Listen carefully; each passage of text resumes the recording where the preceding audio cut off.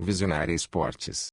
Fala, minha gente, bom dia, graça e paz, aqui é Manuel Rodrigues, chegando com mais uma edição do Visionário Esportes, nesta quarta-feira, 26 de novembro de 2025, que alegria ter você conosco, começando mais um dia com informação, fé e inspiração, sempre buscando crescer com equilíbrio, sabedoria e propósito.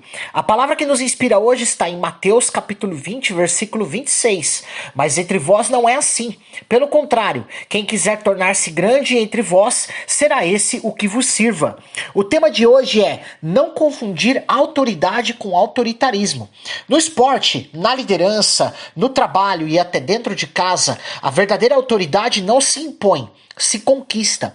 A autoridade nasce da humildade, do exemplo e do serviço. Já o autoritarismo nasce do medo, do controle e da insegurança. Jesus nos mostra que ser grande é servir, ser líder é cuidar, ter autoridade é construir, não esmagar. Que hoje Deus te dê discernimento para exercer influência com sabedoria, firmeza com amor e liderança com humildade. A autoridade que vem do Senhor sempre edifica, sempre promove e sempre inspira. Você também pode ouvir a reprise do programa de hoje às 6 horas da tarde, aqui na programação da Rádio Visionária, e também nos acompanhar na sua plataforma digital favorita, Spotify, Deezer, Amazon Music e YouTube Music. O programa também está sendo transmitido pela Luar Rádio Web de Teresina, no Piauí, pela Rádio Sonora de Ilhota, em Santa Catarina, nas frequências AM 1100, FM e ondas curtas, e pela Londrina Web Rádio da cidade de Londrina, no Paraná. Vamos juntos para mais uma grande jornada de informação, fé e inspiração? Então fica com a gente, porque o Visionário Esportes está apenas começando. Visionária Esportes. Já voltamos com o Visionário Esportes e vamos para o placarzão do Visionário Esportes aqui. Futebol nacional e internacional, começamos com o Brasileirão Série A, rodada 36, os jogos decisivos, Atlético Mineiro e Flamengo e Grêmio e Palmeiras. Quem vai trazer as informações é o nosso amigo Nilper Ferreira. Fala aí, Nilper. Alô, pessoal da Visionária Esportes, rodada 36, dupla 21h30, Atlético Mineiro e Flamengo. E lá no sul, Grêmio e Palmeiras. Na terra do pão de queijo, o Fla, na Arena MRV, encarou o Atlético Mineiro, de ressaca pela perda da Copa Sul-Americana. Fla entrou em campo com uma equipe alternativa. Primeiro tempo com mais posse do Fla, mas com muita dificuldade nas transições das jogadas. E na jogada aérea, encontrou algumas chances, mas quem abriu o placar foi o Atlético Mineiro com Bernard aos 34. Segundo tempo, de cara, o comandante Felipe Luiz mandou o BH a campo. E ao longo da etapa final, foi trocando jogadores. Entraram também Arrascaeta, Jorginho, Everton Cebolinha, La Plata. O Galo se fechou e pouco pressionou o Fla. Pelo contrário, buscava o gol e a bola não entrava. O Flamengo chegou a ter 72% de posse de bola, mas não conseguia traduzir em gol. Quase, La Plata de cabeça aos 45. E o gol pintou aos 47, BH de cabeça. Empate do Fla. Não houve tempo suficiente para um abafo. Rony foi expulso no fim do jogo. No sul se enfrentavam Grêmio e Palmeiras, na Arena do Grêmio. Palmeiras com time reserva esteve até um pouco melhor na primeira parte do primeiro tempo. Marcou com Facundo Torres aos 26 e teve chance de ampliar. Tricolor gaúcho se acertou e voltou à partida. Empatou com Amuzu nos acréscimos. No segundo tempo, o Grêmio mexeu. Mano colocou o veterano William. Aí vem primeira penalidade a favor do Grêmio. Carlos Vinícius empatou. Não demorou muito. Outra penalidade. William bate e faz 3-1 Grêmio. Verdão fez mais um com o Benedetti, mas tempo não permitiu o empate. Decisão fica para a quarta que vem, com o seguinte panorama: Fla encara o Ceará no Maracanã e o Palmeiras joga com o Atlético Mineiro na Arena MRV. Fla tem 75, 5 a mais que o Palmeiras. uma vantagem considerável. Mas antes da rodada 37, Flamengo e Palmeiras decidem a Libertadores no Monumental U em Lima, no Peru. Só um pode gritar. É isso aí, meus amigos. Hilber Ferreira para Visionária Esportes. Valeu demais, Nilber. Muito obrigado. Vamos à classificação completa aqui para você. Do primeiro ao último aqui, ó. Vamos lá. O Flamengo lidera, então, com 75 pontos. 5 pontos a mais que o Palmeiras com 70. Ou seja, na próxima rodada, se o Flamengo ganhar do Ceará, o Flamengo é campeão brasileiro de 2025. O Palmeiras tem que ganhar os 2 jogos e ainda torcer pro Flamengo perder os 2 jogos. Então vai ser uma missão bem árdua, né? Ganhar do Atlético Mineiro fora e ganhar do Ceará lá no Ceará. Então, vamos ver, né? Cruzeiro, já agora, matematicamente, ainda com chances, tá? Matemáticas, porém, muito remotas, né? Cruzeiro é terceiro com 68, Mirassol em quarto, 63, Botafogo em quinto, 58, o Bahia é sexto com 56, o Fluminense é sétimo com 55, o São Paulo é oitavo com 48, ainda com esperanças de ir para a Libertadores, desde que Cruzeiro ou Fluminense vençam, né, a Copa do Brasil. O Grêmio é nono colocado com 46, Red Bull Bragantino em décimo, o Corinthians 11º e o Atlético Mineiro 12º com 45, também com esperanças aí de pegar essa última vaguinha da Libertadores, né? Possível, né? Última vaga. Vasco 13º, Ceará 14º, 42. O Internacional é 15º com 41. O Vitória, na boca da zona de rebaixamento ali, ainda fora, com 16º com 39 pontos. E aí, na zona de rebaixamento, o Santos em 17º com 38. Fortaleza em 18º com 34. Juventude 19º com 33. E o Sport, último colocado com 17 pontos. Champions League, fase de liga, rodada 5. Vamos aos jogos aqui de ontem. O Ajax perdeu em casa para o Benfica por 2-0. O Ajax 5 partidas, 5 derrotas, 0 ponto. Única equipe que não pontuou das 36 na fase de liga da Champions League. Dal e Barreiro fizeram os gols do Benfica. O Union Saint-Gilloise arrancou uma vitória fora de casa contra o Galatasaray por 1-0. Gol de Promise David, jogador canadense ele, né? Vamos aos outros jogos. O Bodo Glimt perdeu em casa para a Juventus por 3-2. Blomberg e Fett fizeram para o Bodo Glimt. Openda, McKinney e Jonathan David fizeram para a Juventus. Jonathan David, um gol no finzinho do jogo, nos acréscimos. O Chelsea, uma partida excelente, fez 3-0 no Barcelona, com D contra Estevão, grande atuação, fez um golaço, segundo gol do Chelsea, e o terceiro gol do Dilep. O Borussia Dortmund goleou o Villarreal por 4-0. Guirassy, artilheiro aí, fez 2 gols. ADM e Svensson fizeram os gols do Borussia Dortmund. O Dortmund ainda perdeu 2 pênaltis. O Guirassy poderia ter feito um hat-trick, perdeu um dos pênaltis. O Manchester City perdeu em casa para o Bayer Leverkusen por 2-0. Grimaldo e Schick fizeram os gols do Bayer Leverkusen. O Olympique de Marseille venceu o Newcastle de virada por 2-1. Aubameyang fez os 2 gols do Olympique de Marseille e Barnes fez o gol do Newcastle. O Napoli venceu o Karabag do Azerbaijão por 2-0. McTominay e Jankovic fizeram os gols do Napoli. E o Slavia Praga empatou em 0-0 com o Atlético Bilbao. O G8 atualizado, Bayern de Munique, Arsenal e Inter de Milão, que ainda jogam os 3, 12 pontos. Os 3 com 100% de aproveitamento. Dortmund em quarto, Chelsea em quinto, Manchester City em sexto com 10 pontos. Esses já jogaram. O PSG é sétimo, ainda joga, e o Newcastle, oitavo, que já jogou, 9 pontos. Então esse é o G8 nesse momento. Championship, rodada 17, a divisão de acesso do futebol inglês. Hull City 0, Ipswich Town 2, Middlesbrough 2, Coventry City 4, Norwich 1, Oxford United 1, Stoke City 3, Charlton 0, Swansea 1, Derby County 2, Watford 1, Preston North End também 1, e Southampton 3, Leicester 0. Os primeiros colocados aqui, os primeiros colocados, vamos lá. O Coventry City disparou na liderança, tem 40 pontos. Stoke City e Middlesbrough 10 pontos atrás, com 30.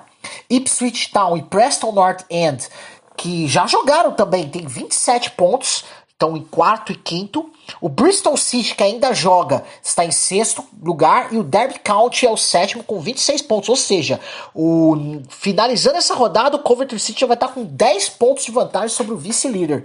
Coventry City que é dirigido pelo ex-jogador do Chelsea, Frank Lampard. Craque de bola e agora técnico, fazendo um excelente trabalho lá no Coventry City. Pertinho já.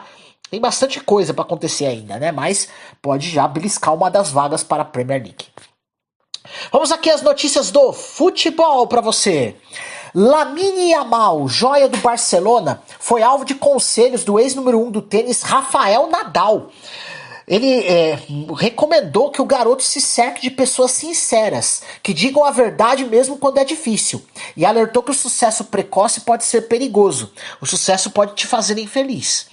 Além disso, Nadal disse que no futuro não descarta se candidatar à presidência do Real Madrid, clube pelo qual torce, embora reconheça que hoje o time já tem o melhor presidente e que seria um desafio distante. Apesar de o Real seguir líder da La Liga e entre os classificados da Champions, Xabi Alonso vive forte pressão após seguidas atuações instáveis e resultados ruins. Fontes apontam que parte do vestiário, com nomes como Vinícius Júnior, Federico Valverde, Rodrigo e outros, perdeu confiança no comando de Alonso.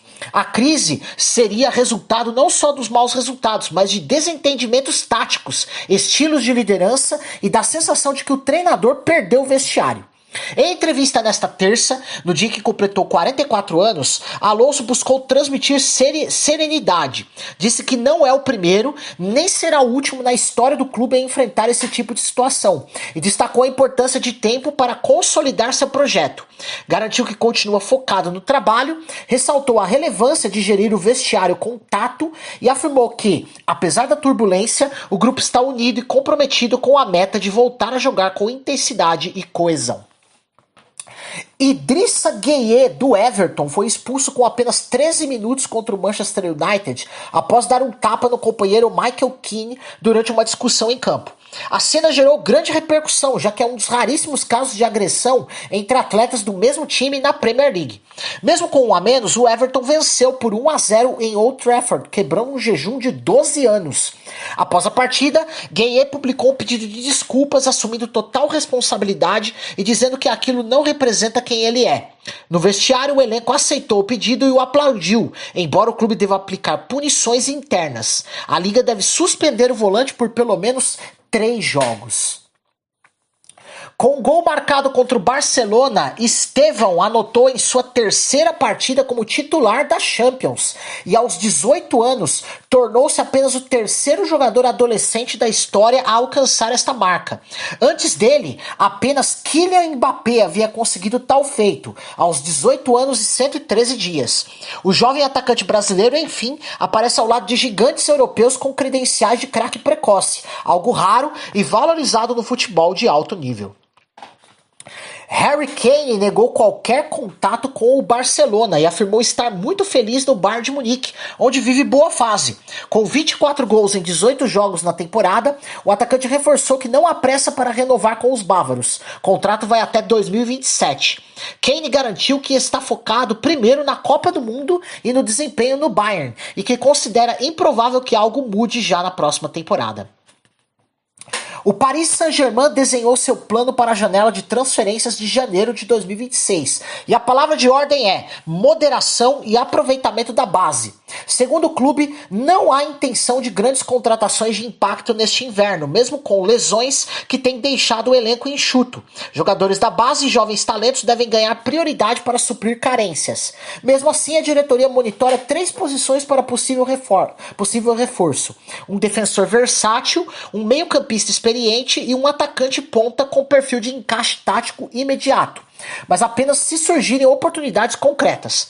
A filosofia agora é diferente. Mais economia, equilíbrio financeiro e foco na evolução dos jovens, em lugar de gastar pesado por nomes estrela.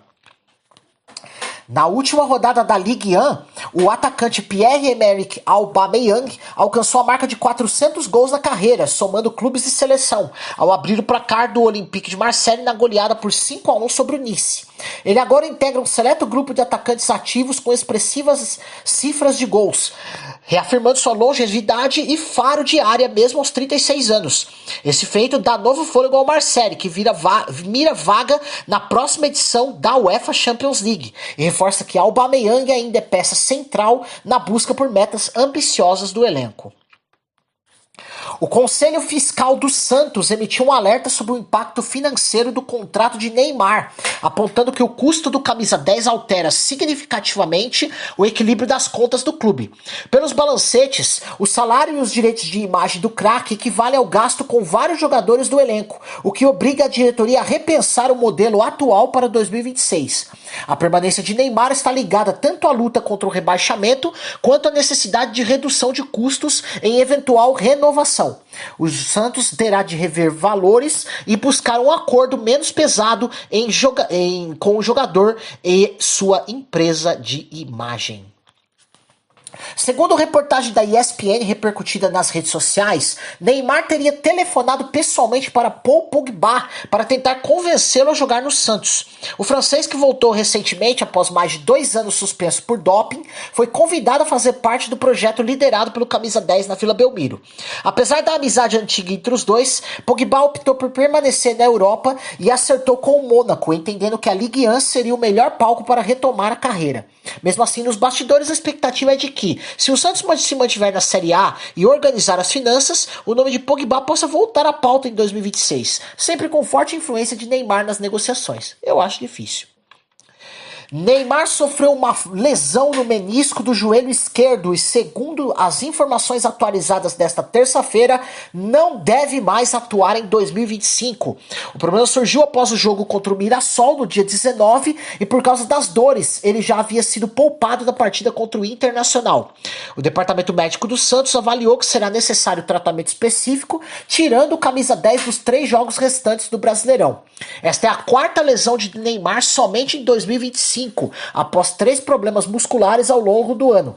A baixa é considerada um duro golpe para o Santos, que luta contra o rebaixamento e tinha no atacante sua principal referência técnica e ofensiva. Vamos para um rápido intervalo. Já tem notícias aqui do Vasco, do Grêmio, do Corinthians, do Flamengo, do Botafogo, do São Paulo, entre outros. Não sai daí. Visionária Esportes. Voltamos aqui com o Visionário Esportes e vamos para mais notícias do futebol aqui para você. O Vasco da Gama despencou 5 posições no Brasileirão em apenas 3 semanas, de 8º para 13º. E a má fase não é fruto de um único erro, mas de um conjunto de problemas. Primeiro, a falta de mobilização. Após boas campanhas, o time parece ter desacelerado quando a luta pela vaga da Libertadores esfriou. A confiança do grupo desmoronou e o time deixou de jogar com a fluidez que tinha, passando a se apoiar em bolas diretas, um sintoma claro de insegurança tática. O ataque, antes produtivo, praticamente secou. Em 5 jogos da sequência negativa, o Vasco fez apenas 1 gol. Ao mesmo tempo, erros defensivos, de arbitragem infantil e a falhas individuais bobas custaram caro em gols e resultados. Por fim, há um claro colapso emocional. O time sofreu viradas, perdeu a estabilidade mental e não reagiu às adversidades, o que acentuou o ciclo de derrotas. A torcida organizada do Vasco da Gama foi ao CT Moacir Barbosa nesta terça-feira para cobrar o elenco após a 5ª derrota seguida do clube no Brasileirão. No protesto, os torcedores deixaram claro que apoiam a diretoria e o técnico Fernando Diniz, mas apontaram o elenco como o principal culpado pela crise e questionaram se os jogadores vão boicotar o técnico de novo.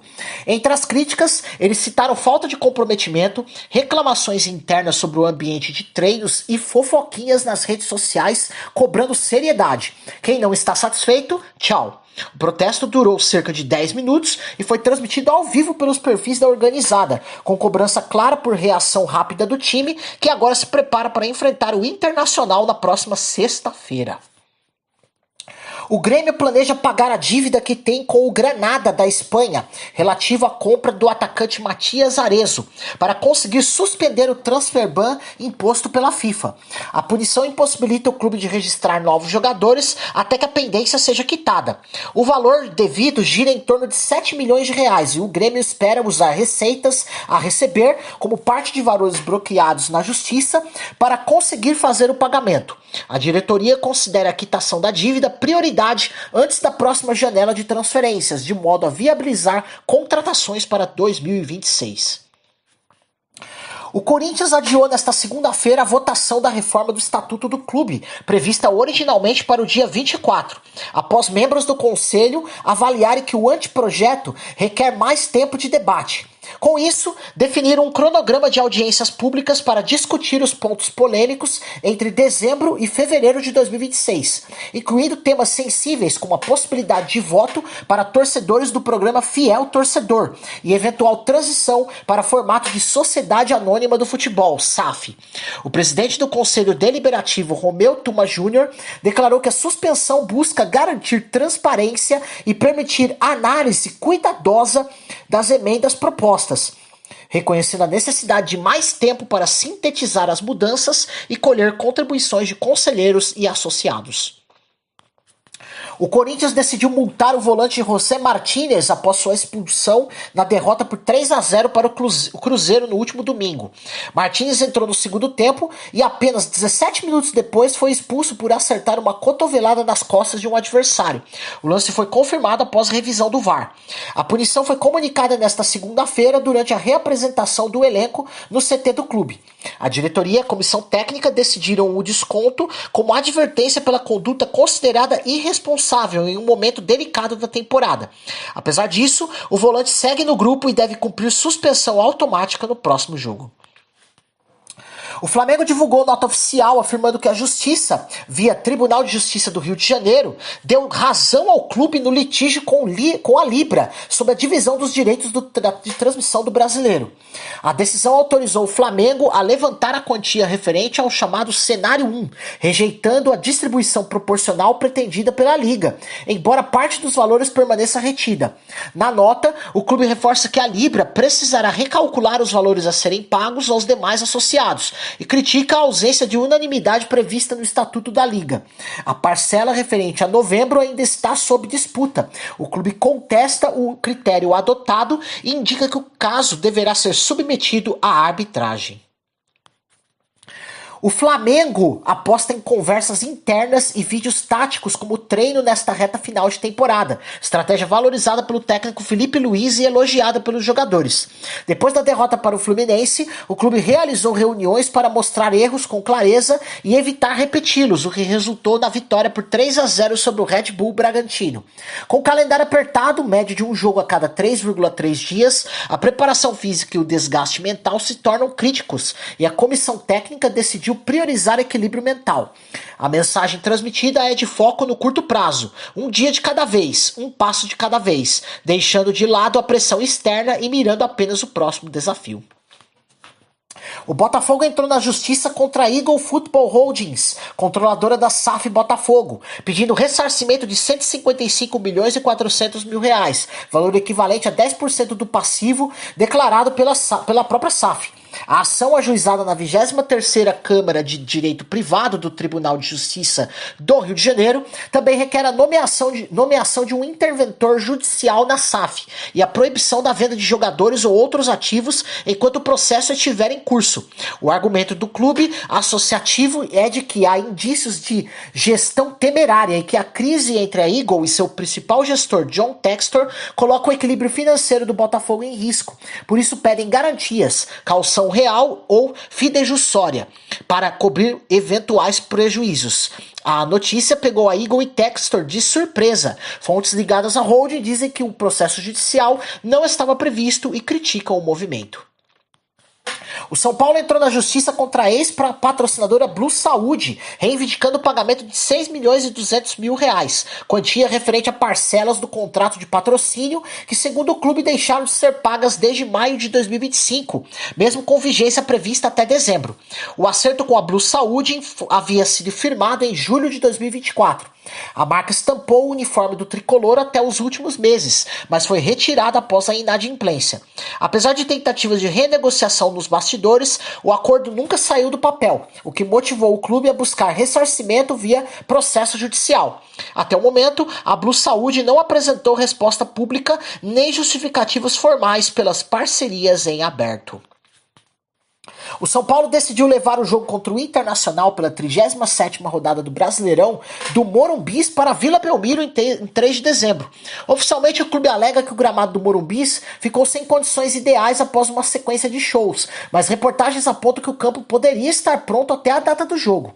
Nos bastidores, a mudança é interpretada como tentativa de esvaziar um protesto massivo que torcedores organizados planejavam contra o presidente Júlio Casares e a diretoria naquela partida. A CBF já recebeu o novo ofício e a partida deve marcar mais uma vez o São Paulo como mandante na Vila, em meio ao clima tenso entre arquibancada e cúpula tricolor. O Cruzeiro surge como possível interessado em John, meio-campista do Red Bull Bragantino, segundo rumores que circulam em páginas e perfis de transferências nas redes sociais. A informação aponta que o clube mineiro estuda entrar na disputa pelo jogador, que já teria chamado a atenção do Zenit da Rússia, embora nenhuma proposta oficial tenha sido confirmada. Nos bastidores, o nome agrada pela idade, mobilidade e potencial de revenda, aliando-se ao perfil buscado pela SAF Celeste para 2026. O Red Bull Bragantino, porém, só deve negociar por valores elevados, o que pode transformar a disputa em um leilão caso o interesse russo se concretize. O Cruzeiro planeja antecipar a chegada do meia Nézer Villarreal, que estava inicialmente previsto para se juntar ao elenco apenas no início de 2026. Rumores apontam que a decisão visa reforçar o time rapidamente para a reta final da Série B, dando mais opções ao técnico e equilibrando o meio-campo.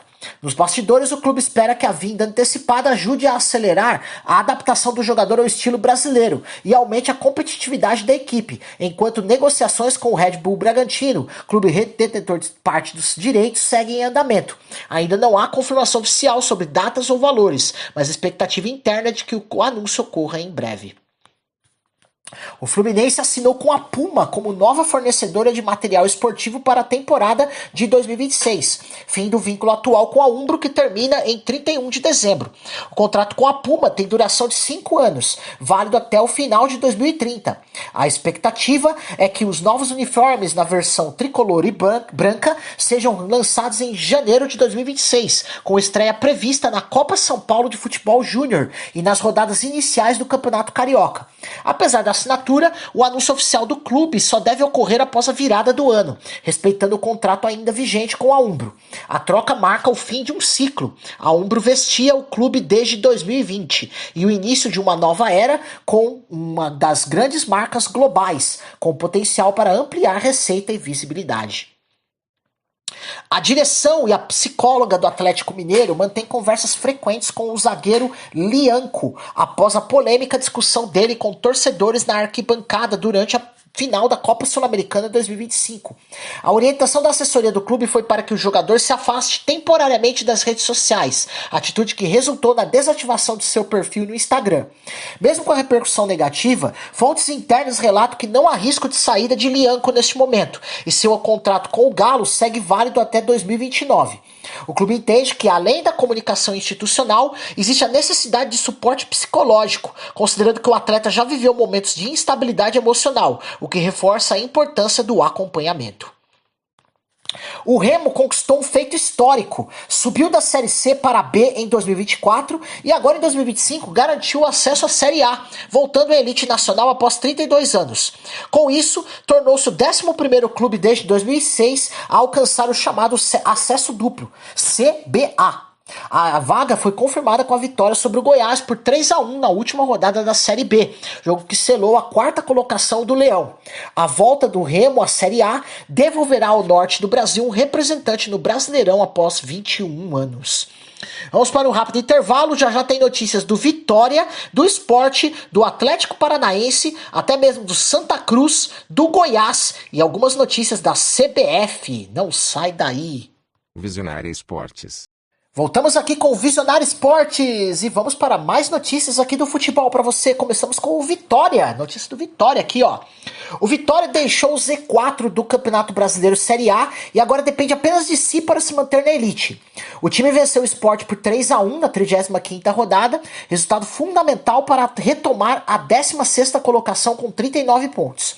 Com isso, e considerando que seus concorrentes diretos possuem os mesmos jogos disputados, o Leão só depende dos seus próximos 3 jogos, contra o Mirassol em casa, Bragantino fora e São Paulo em casa.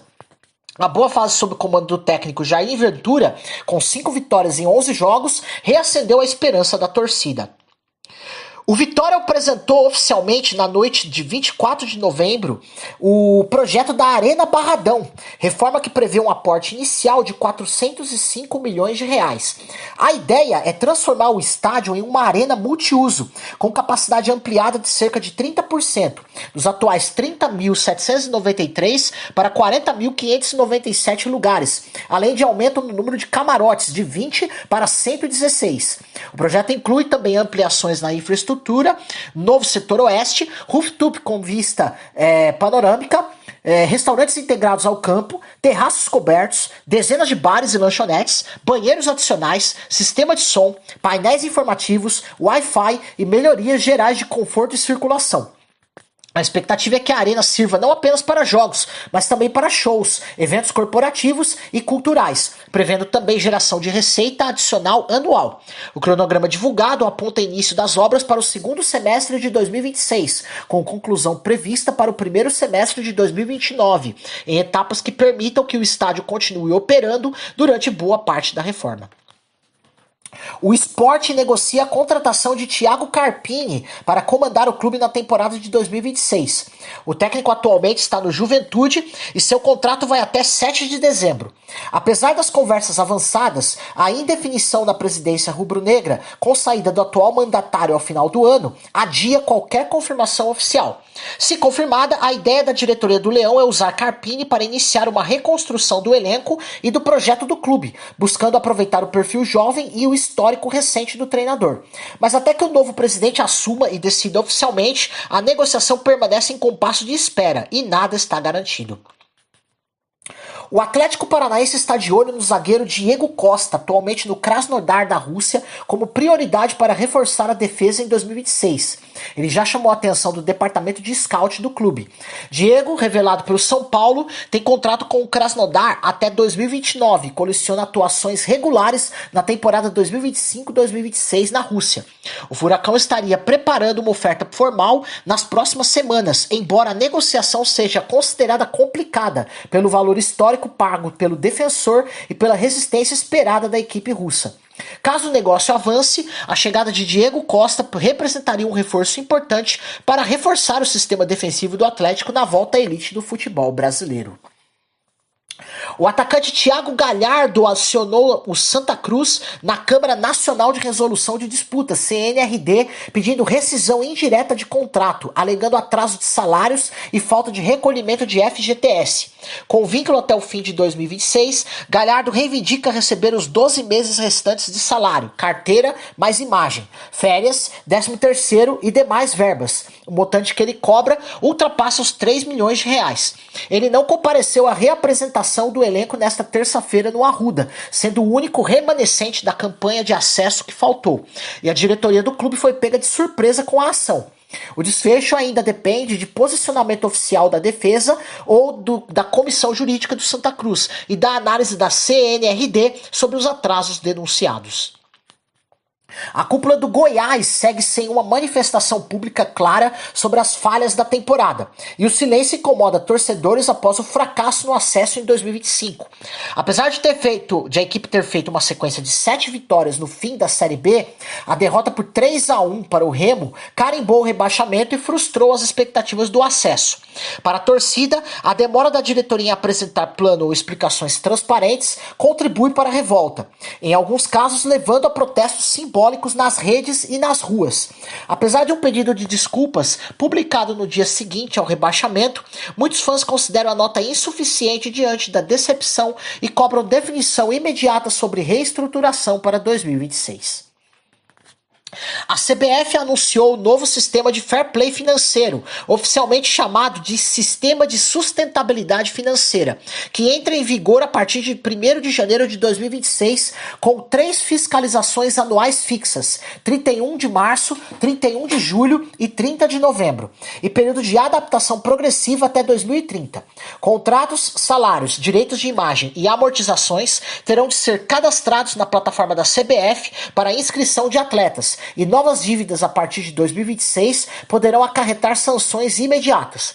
Entre os pilares do modelo estão limite de gastos com elenco, máximo de 70% da receita para clubes da Série A, controle de endividamento de curto prazo, equilíbrio operacional e quitação de dívidas recentes, com exigência de balanço positivo a partir de 2028. Segundo cálculos do grupo de trabalho que elaborou o sistema de sustentabilidade financeira, hoje no máximo 4 clubes da Série A estariam dentro dos requisitos definidos, o que evidencia a magnitude do desafio para a maioria das equipes brasileiras se adequarem. O novo sistema prevê sanções graduais em caso de descumprimento, da advertência em multas, a retenção de receitas, proibição de inscrever jogadores, perda de pontos ou até rebaixamento e licença cassada. Um levantamento da Atlas Intel, encomendado pela CBF, indica que 36,4% dos torcedores brasileiros apoiam que clubes de futebol sejam transformados em Sociedade Anônima do Futebol, ou SAF. Outros 36,5% disseram não saber se aprovam o modelo, e 27,1% declararam-se contrários à adoção de SAFs. No Brasileirão 2025, 6 clubes adotaram o modelo SAF: Atlético Mineiro, Bahia, Botafogo, Cruzeiro, Fortaleza e Vasco da Gama, o que mostra que o tema já ganha força institucional no futebol nacional. Segundo os analistas do estudo, embora a visibilidade das SAFs esteja crescendo, o resultado evidencia que o debate público ainda não se consolidou. Muitos torcedores ainda estão indecisos ou inseguros sobre o que a mudança representa para a identidade e futuro dos clubes. As notícias do futebol internacional, o técnico Sérgio Conceição detonou a atuação do Al Ittihad após nova derrota na Liga dos Campeões Asiática por 4-2 para o Al Duhail. Apesar de 2 gols de Karim Benzema já no segundo tempo, o comandante reclamou da falta de intensidade defensiva e completou com ironia: "Tenho 51 anos e consigo jogar no ritmo deles." Com o revés, o Al Ittihad ficou fora da zona de classificação para as oitavas, caiu para o 8º lugar no grupo com 6 pontos e depende de outros resultados. O recado de Conceição evidencia o clima de cobrança no clube saudita e levanta dúvidas sobre a continuidade da estratégia, mesmo com Benzema em boa fase ofensiva. A FIFA oficializou nesta terça-feira a divisão dos potes para o sorteio da Copa de 2026, marcado para 5 de dezembro em Washington. As 48 seleções foram divididas em 4 potes de 12 equipes cada. O pote 1 conta com os 3 países sede, Canadá, México e Estados Unidos, e as demais 9 seleções mais bem ranqueadas, entre elas o Brasil, que será a cabeça de chave. Potes 2, 3 e 4 trazem as demais seleções classificadas segundo o ranking da FIFA. O pote 4 também incluirá as equipes que se garantirem via repescagem. O sorteio seguirá a ordem: primeiro distribuir as equipes do pote 1 entre os grupos, depois os potes 2, 3 e 4, respeitando a regra de no máximo 2 seleções da mesma confederação, no caso da Europa. A Globo se prepara para uma verdadeira batalha digital na cobertura da Copa do Mundo de 2026. Em parceria com o grupo Play9 Content Group, a emissora mobilizará cerca de 2026 influenciadores, entre grandes nomes e nano creators, para gerar conteúdo multiplataforma durante o torneio. A estratégia pretende ampliar o alcance da cobertura, com narrativas de torcedor real, bastidores e diferentes olhares sobre o Mundial, além de complementar as transmissões oficiais via GE TV. Com isso, a Globo busca atrair públicos jovens e habituados a consumir esportes pela internet, usando o alcance desse exército de criadores para engajamento, tempo de tela alto e monetização via patrocínios e publicidade digital. De acordo com a emissora, o projeto será digital first, multiplataforma e interativo, visando transformar o Mundial em um ecossistema de entretenimento para além de simples transmissões. Cristiano Ronaldo está liberado para disputar o primeiro jogo da Copa do Mundo de 2026 pela seleção de Portugal. A FIFA transformou sua suspensão original de 3 jogos, resultante de cartão vermelho por cotovelada contra a Irlanda, em apenas um jogo de punição, já cumprido na última partida das eliminatórias. Os outros 2 jogos de suspensão estão com pena suspensa, sujeitos a um período probatório de 1 ano, ou seja, só serão cumpridos se Ronaldo cometer nova infração semelhante. A FIFA definiu que o Brasil será sede de uma das edições da versão feminina da FIFA Series em abril de 2026. A capital mato-grossense Cuiabá desponta como favorita para receber os jogos, principalmente por oferecer menor risco de conflito de calendário, já que não há clube local disputando a Série A masculina no período. Além disso, a estrutura da Arena Pantanal, sede do Mundial de 2014, é apontada como adequada, o que fortalece a candidatura da cidade. A expectativa é que a disputa reúna várias seleções femininas entre 7 e 18 de abril de 2026, com formato de amistosos, o que representa impulso importante para o calendário feminino nacional. A confirmação oficial depende de vistoria da FIFA e de desfechos internos da federação local, que atualmente vive momento de instabilidade institucional. A pesquisa Nexus, feita em parceria com a CBF, revela que 73% da população brasileira avalia positivamente a atuação da seleção brasileira feminina de futebol.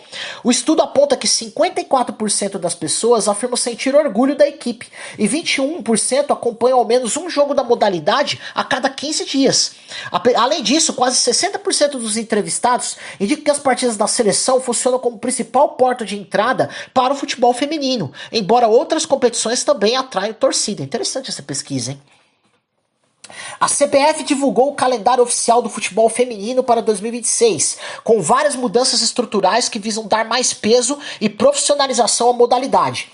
Entre os destaques, a Série A1 do Brasileirão Feminino passa de 16 para 18 clubes, com início previsto para 15 de fevereiro e término em 4 de outubro.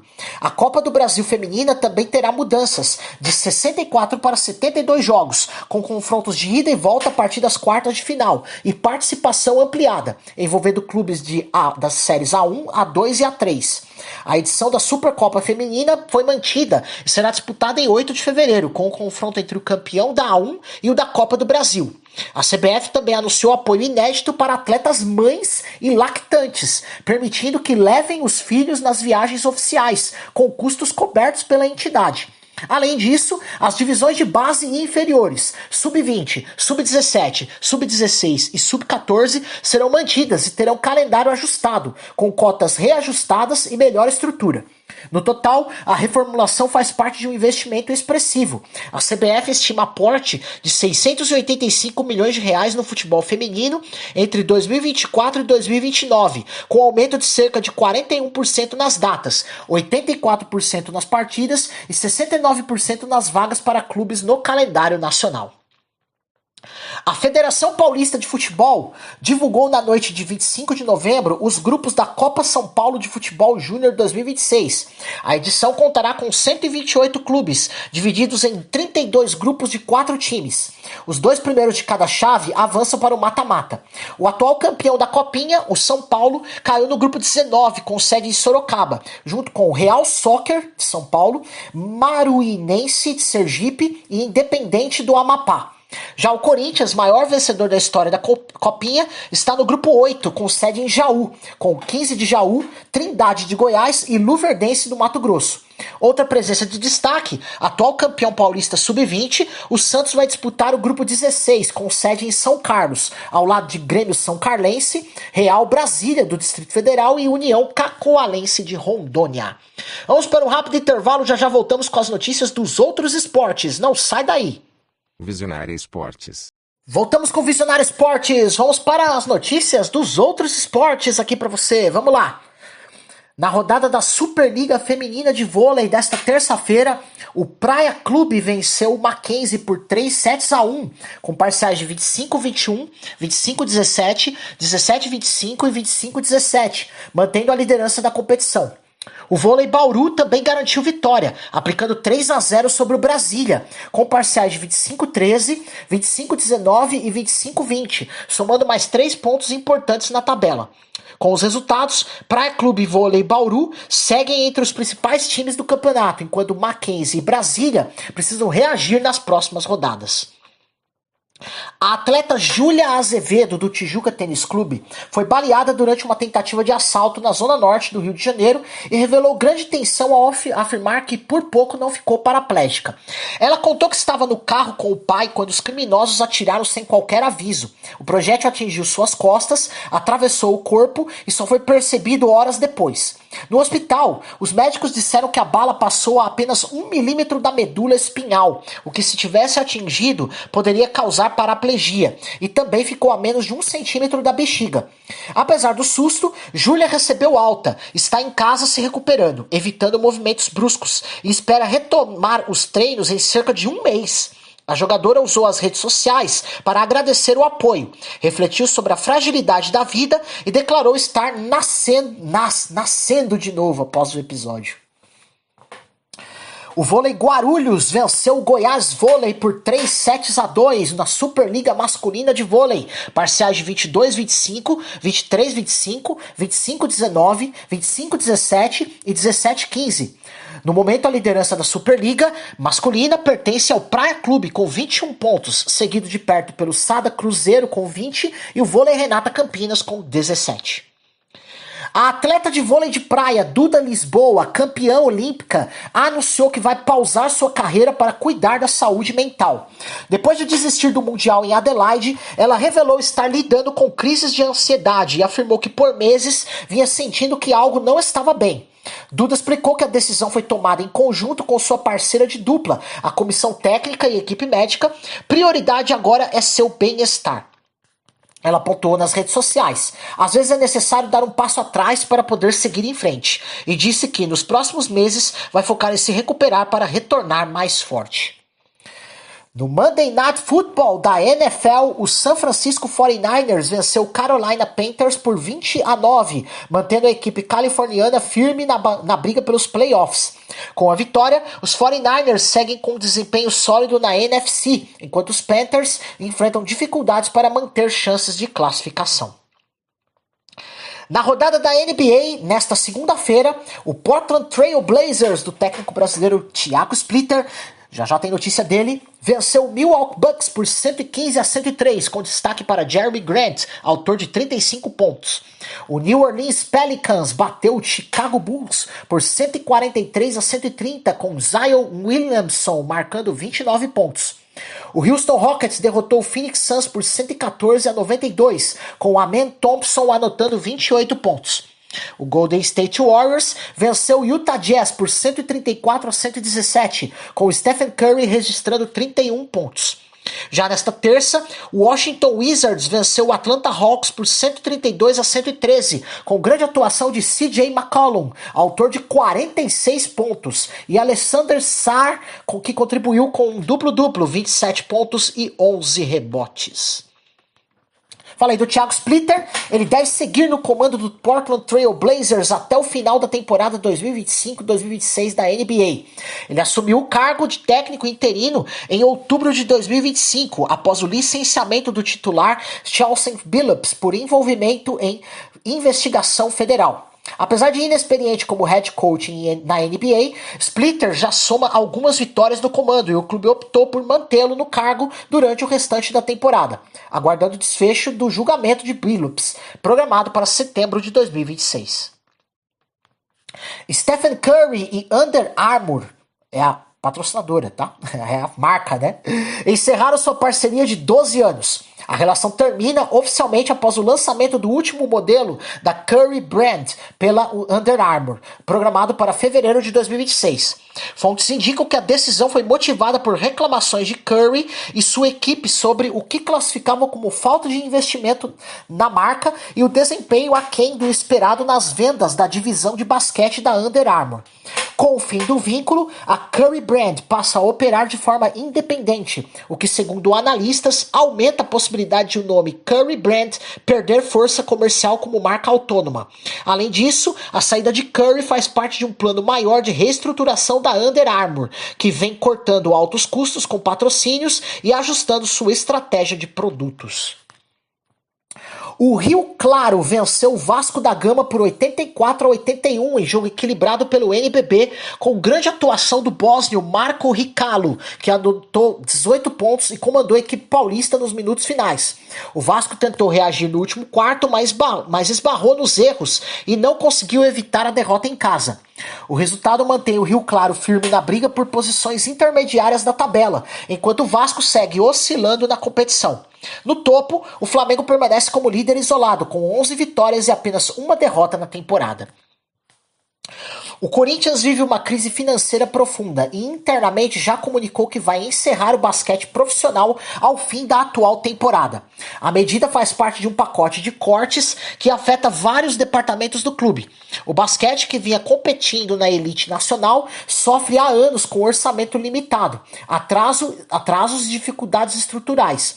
A decisão gerou forte repercussão entre torcedores e profissionais da modalidade, que lamentam a perda de mais um projeto tradicional.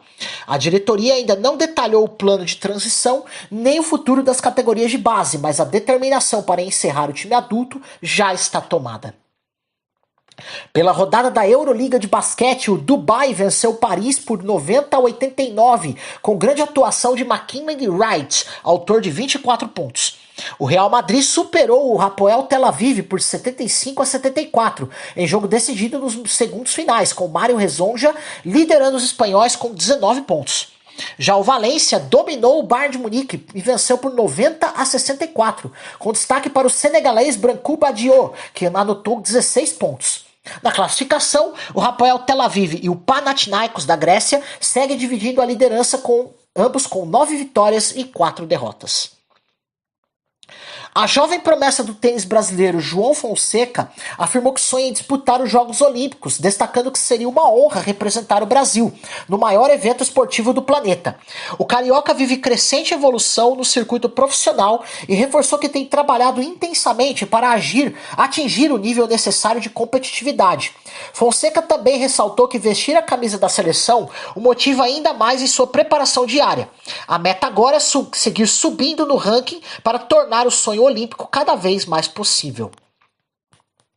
Lando Norris chega ao GP do Qatar com a chance concreta de conquistar o título mundial da Fórmula 1 de 2025. O britânico depende de um cenário relativamente simples. Precisa vencer a corrida e torcer para que seu principal rival termine abaixo do pódio, abrindo vantagem matematicamente inalcançável nas etapas finais. A McLaren vive sua temporada mais consistente e Norris mantém alta regularidade, com múltiplas vitórias e presença constante entre os líderes. Caso confirme o desempenho dominante, o piloto poderá celebrar seu primeiro campeonato já no fim de semana em Losail, no Catar, coroando a melhor fase da carreira. Após 2 abandonos consecutivos, o brasileiro Gabriel Bortoleto chega ao GP do Qatar, determinado a reagir na temporada. O piloto afirmou estar ansioso para recomeçar, destacando que o foco agora é recuperar confiança e ritmo para voltar a pontuar de forma consistente. Bortoleto e sua equipe analisaram detalhadamente os problemas das últimas etapas e acreditam ter ajustes suficientes para retomar competitividade. A expectativa é de um fim de semana mais estável, com atenção especial ao acerto do carro e à gestão de pneus em Losail. Michael Schumacher segue completamente resguardado pela família desde o acidente de 2013. E segundo Richard Hopkins, amigo e ex-membro da Red Bull, o público provavelmente nunca mais verá o heptacampeão em aparições públicas. Ele afirma que o círculo íntimo autorizado a visitá-lo é extremamente restrito, incluindo nomes como Jean Todt, Ross Brown e Gerhard Berger, todos comprometidos com absoluto sigilo. A família, liderada por Corinna Schumacher, mantém total privacidade sobre seu estado de saúde. Hopkins destaca que qualquer informação é tratada com o máximo respeito à vontade familiar, reforçando que não há expectativa de exposição futura. Após 3 anos como piloto reserva de testes da Aston Martin, o brasileiro Felipe Drugovich deixou oficialmente a equipe. O último fim de semana no GP de Las Vegas marcou o fim de seu vínculo. Nas redes sociais, Drugovich agradeceu a equipe e resumiu sua passagem. Vi muitos momentos legais, alguns nem tanto, mas levamos as coisas positivas e deixamos o resto para trás. Mais um capítulo fechado e seguimos em frente. Pela Aston Martin, ele nunca disputou uma corrida oficial como titular, mesmo após vencer o campeonato da Fórmula 2 em 2022 e integrar o programa de desenvolvimento da escuderia.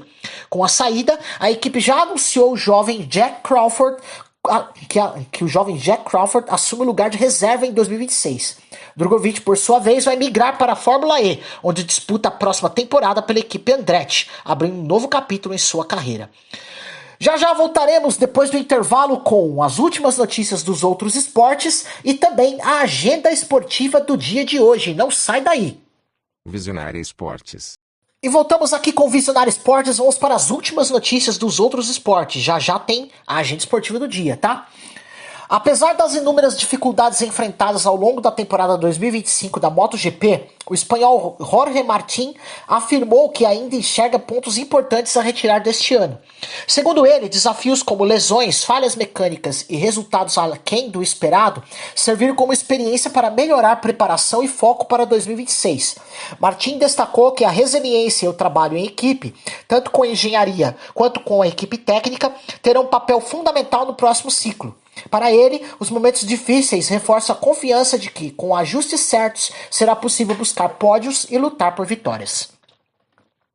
Na etapa da Copa América de Bobsled no Canadá, o trenó da equipe brasileira formada por Edson Bindilatti, Davidson de Souza, Edson Martins e Eric Viana tombou na segunda descida e não completou a prova. Segundo a Confederação Brasileira de Desportos no Gelo, os atletas passam bem e seguirão rumo à próxima etapa nos Estados Unidos em busca da vaga olímpica para Milão Cortina 2026. O incidente representa um revés, mas a intenção do time brasileiro é reagir rapidamente. O foco permanece no preparo e na superação para manter viva a esperança de classificação olímpica. A Alemanha fez 100% na etapa de Copa do Mundo de Bobsled 2025-2026 em Cortina d'Ampezzo.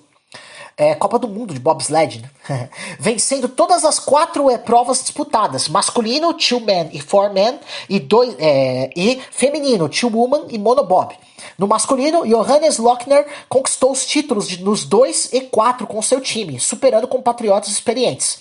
No feminino, Laura Nolte brilhou e venceu tanto o monobob quanto a prova 2 mulheres, confirmando o domínio alemão na pista olímpica. O desempenho coloca a Alemanha como principal força da temporada, com moral elevada às vésperas dos Jogos de Milão Cortina 2026. Começa nesta quarta-feira o Campeonato Mundial de Handebol Feminino 2025. Será disputado a partir de hoje até o dia 14 de dezembro, na Alemanha e na Holanda. Serão 32 seleções, um recorde da competição, divididas em 8 grupos. E a estreia da seleção brasileira de handebol feminino está marcada contra Cuba pelo grupo G. O jogo vai ser na quinta-feira, tá? A convocação, quinta-feira às 2 da tarde, tá? Então já coloca na sua agenda.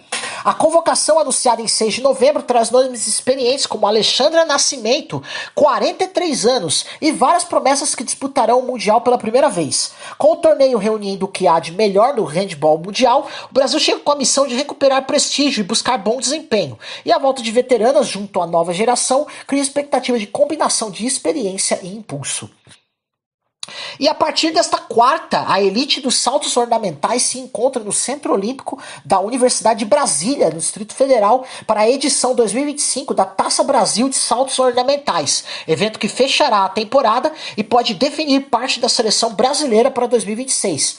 O grande destaque é o retorno de Isaac Souza, 26 anos, e do jovem Diogo Silva, de 20 anos, ambos longe das piscinas desde os Jogos Pan-Americanos de Santiago 2023 por causa de lesões. Isaac, que passou por cirurgia no tríceps e fisioterapia, competirá apenas no trampolim de 1 metro, enquanto Diogo está inscrito em várias provas, inclusive trampolim e plataforma. Ambos afirmaram que entrarão na Taça Brasil apenas para testar o corpo e retomar o ritmo competitivo, sem pressão por resultados imediatos. O foco é avaliar onde estão na recuperação. E vamos à agenda esportiva do dia de hoje, 26 de novembro. Nossa fonte é sempre o site ondeassistir.net.br. Bora lá! 15 para as 3 da tarde pela Champions League. Tem Pafos do Chipre e Mônaco. Transmissão na TNT.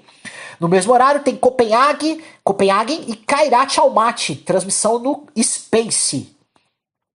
5 da tarde, Olympiacos e Real Madrid, transmissão na TNT. No mesmo horário tem Paris Saint-Germain e Tottenham, transmissão no Space. Às 5 da tarde, todos esses jogos na HBO Max.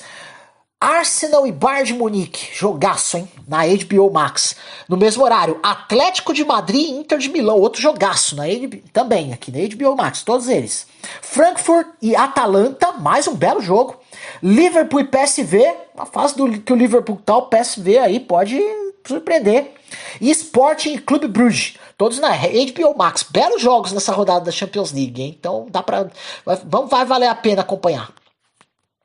Brasileirão Série A, às 7 da noite tem Red Bull Bragantino e Fortaleza, com transmissão no Premier. Futebol inglês Championship, 5 da tarde, West Bromwich e Birmingham, com transmissão na X Sports e no Disney Plus. 15 para o meio-dia, tem Champions League Asiática, módulo 2, Istiklal e Al Nassr, transmissão na ESPN 4. Meio-dia, Campeonato Egípcio, Zamalek Smoua, com transmissão no YouTube do Link Sport Clube Podcast. 3 da tarde, também Campeonato Egípcio, Al-Masri e Wadi Degla, transmissão no YouTube do Link Sport Clube Podcast. Futebol feminino, 10h30 da manhã, tem amistoso sub-20 feminino, Argentina e Brasil, transmissão no canal do YouTube da CBF TV. Às 3 da tarde tem Copa Paulista, Santos e Taubaté, no canal do YouTube do Paulistão. E às 3 da tarde também tem Realidade Jovem e Red Bull Bragantino, transmissão no YouTube do Paulistão. Às 8 da noite tem Copa do Brasil Sub-20 masculino, Atlético Mineiro e São Paulo, semifinal, jogo de ida, transmissão do Sport TV. Campeonato de futsal, tá rolando agora, Copa do Mundo Feminina, Brasil e Itália, transmissão na Cazé TV e no FIFA Plus. Basquete, 3h15 da tarde, tem Euroliga masculina, esse campeonato é bem legal. Estrela Vermelha e Olympiacos, transmissão no canal do YouTube da X Sports. 4h30 da tarde tem NCAA, basquete americano universitário, tá? A partida não foi informada, é um torneio que está sendo realizado lá, transmissão na ESPN 3. 7 da noite tem NBA Cup, Copa do Mundo da NBA, Boston Celtics e Detroit Pistons, transmissão na ESPN 2. 9h30 da noite tem Miami Heat Milwaukee Bucks, transmissão na Vivo, também no NBA League Pass. 9h30 da noite também tem Oklahoma City Thunder e Minnesota Timberwolves, transmissão na ESPN 2. E à meia-noite tem Golden State Warriors e Houston Rockets, transmissão na ESPN 2. Vôlei, 3 da tarde tem Champions League masculina, fase de qualificação, Levski Sofia e Guaguas, transmissão no canal do YouTube da European Volleyball e no X Sports, na TV aberta brasileira, né? 6h30 da tarde tem Superliga masculina de vôlei com Suzano e Praia Clube, transmissão na VBTV. No mesmo horário tem Superliga feminina de vôlei com Tijuca e Sorocaba, transmissão do Sport TV 2. Às 9 da noite, mais Superliga masculina, Minas e Vôlei Renata Campinas, transmissão do Sport TV 2. 9 da noite tem NHL, Hockey, Carolina Hurricanes e New York Rangers com transmissão na ESPN 3. Às 6 da tarde tem Premier Padel, isso mesmo, em Acapulco, transmissão no Disney Plus. E às 11h10 da manhã tem Copa do Mundo de Esqui, etapa de Fallon no Disney Plus. E assim, minha gente, vamos chegando ao final de mais uma edição do Visionário Esportes. Que alegria ter tido sua companhia e sua sintonia nesse dia de reflexão, esporte e fé. A palavra que nos acompanhou hoje está em Mateus capítulo 20, versículo 26. Mas entre vós não é assim. Pelo contrário, quem quiser tornar-se grande entre vós, será esse que vos sirva. Hoje falamos sobre autoridade, não a força imposta nem o domínio arbitrário, tá? Mas a autoridade construída com humildade, serviço, empatia e sabedoria. Liderar com respeito, servir com amor, inspirar com exemplo. Essa é a autoridade que honra a Deus e edifica quem está ao nosso redor.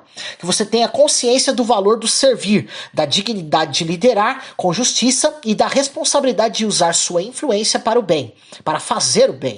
Que sua autoridade, onde quer que você atue, seja marcada por integridade, compaixão e respeito. Você pode ouvir a reprise hoje às 6 horas da tarde, aqui na programação da Rádio Visionária, e também acompanhar o programa pelas suas plataformas digitais favoritas, Spotify, Deezer, Amazon Music e YouTube Music. O programa também é transmitido pela Luar Rádio Web, da cidade de Teresina, no Piauí, pela Rádio Sonora, na cidade de Ilhota, em Santa Catarina, nas frequências AM 1100, FM em ondas curtas, e pela Londrina Web Rádio, na cidade de Londrina, no Paraná. Eu sou o Manuel Rodrigues, agradeço de coração pela sua audiência e desejo a você um dia abençoado, com sabedoria, paz e propósito. Se Deus quiser, nos encontramos amanhã às 9 horas da manhã. Até lá!